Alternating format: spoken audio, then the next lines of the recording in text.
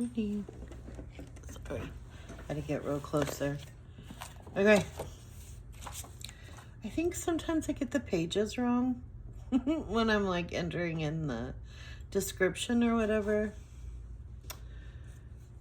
But it'll take me a minute.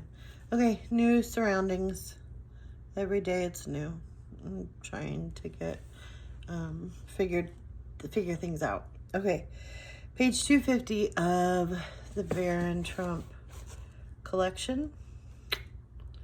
And when this book is done, then we'll do another. And it will be exciting. Why does it sound like somebody's here?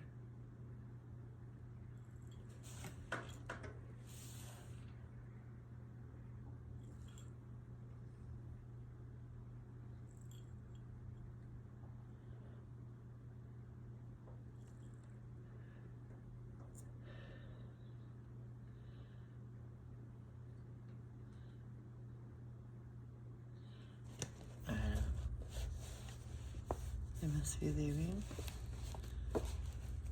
Okay. No, little Baron, said Dr. Nebulosus.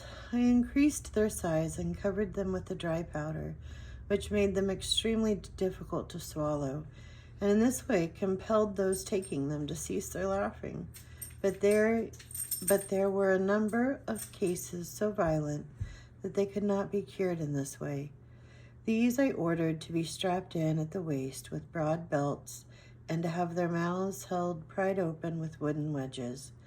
As thou mayest understand, this made laughing so difficult that they speedily gave it up altogether. Ah, little Baron, continued the wise doctor with a sigh, that was a sorry day for the human race when it learned how to laugh.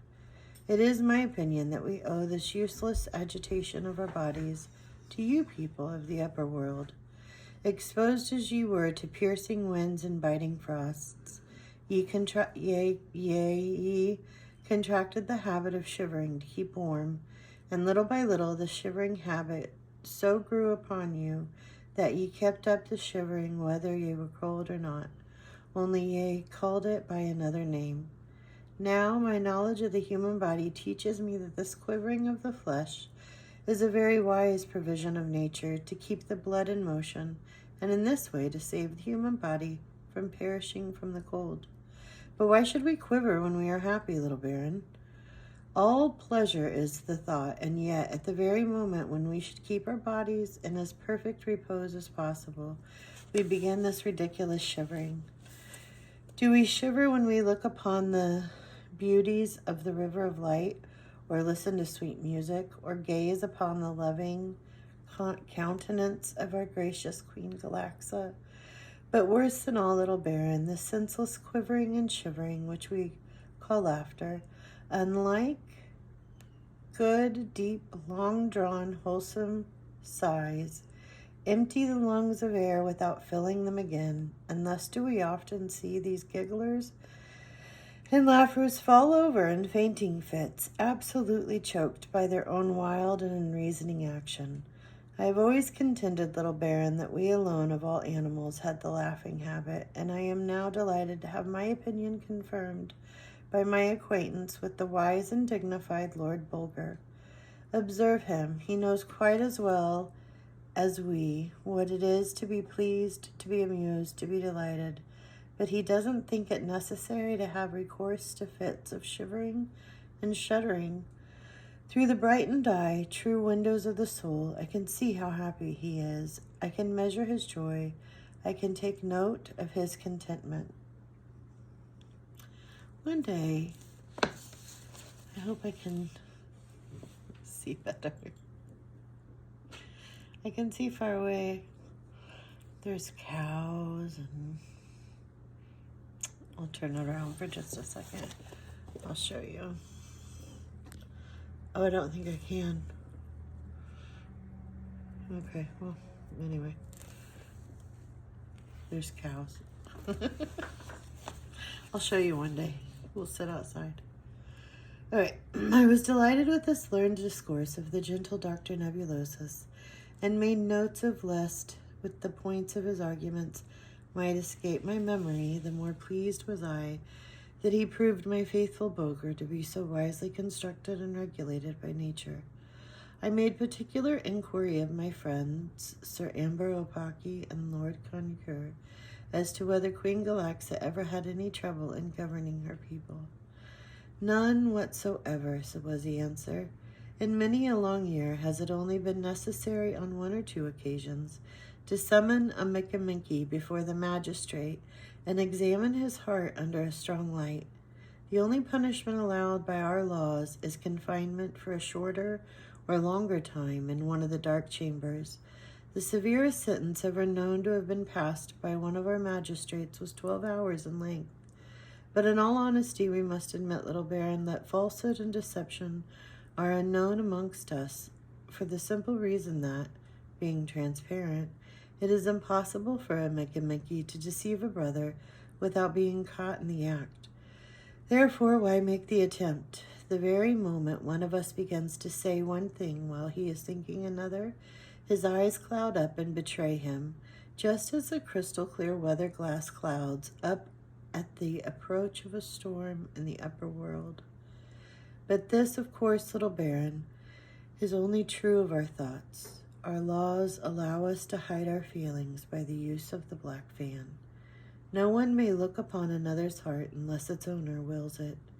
It is a very grave offense for one Mickey to look through another without that one's permission.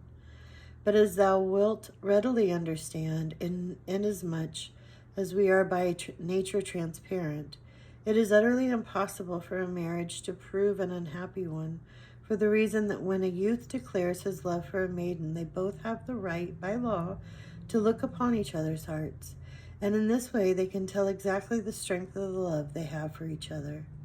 This and many other strange and interesting things did my new friends, Dr. Nebulosas, Sir Amber Opaki, and Lord Conquer, impart unto me, and right grateful was I to good Queen Galaxa for having chosen them for me. Good friends are better than gold, although we might not think it at the time. That's weird. I'm going to show you. I don't know if you can see it backwards, but it says at the time. There's a couple of weird little typographical errors that I've noticed along the way here. I might have pointed 1 or 2 out, I don't remember. Okay, I think this is chapter 11. Pleasant days passed among the Minkies, and wonderful things seen by us. This spectral garden and a description of it, our meeting with Damosel Glowstone, and what came of it. From now on, Lord Bulger and I made ourselves perfectly at home among the Minkies. One of the royal barges was placed at our disposal, and when we grew tired of walking about and gazing at the wonders of this beautiful city of the underworld, we stepped aboard our barge and were rowed hither and thither on the glassy river.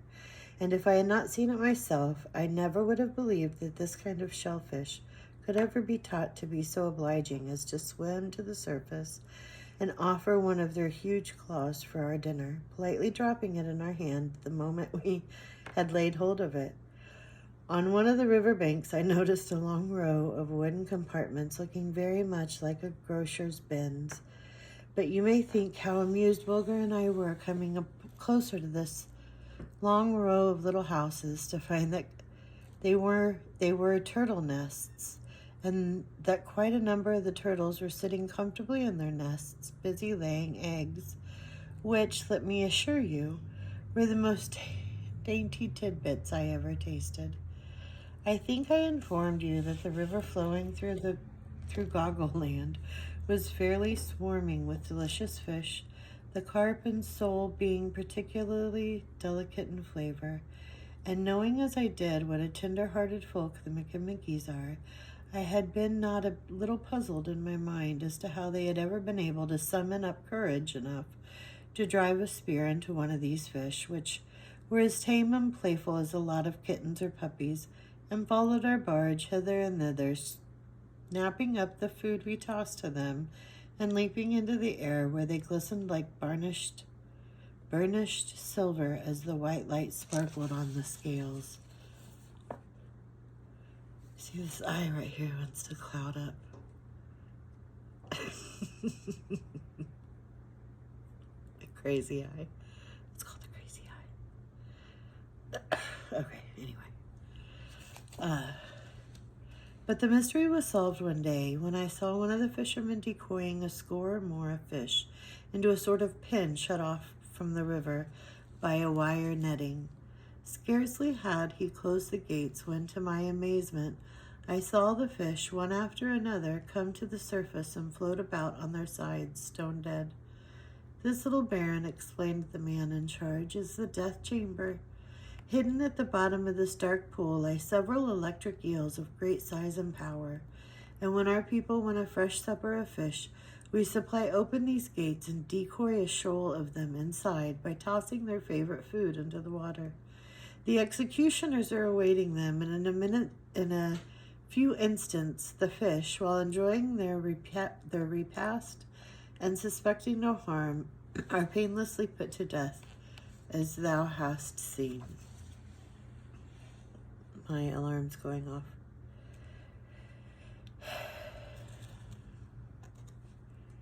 Well, I picked this pencil, but it doesn't do anything.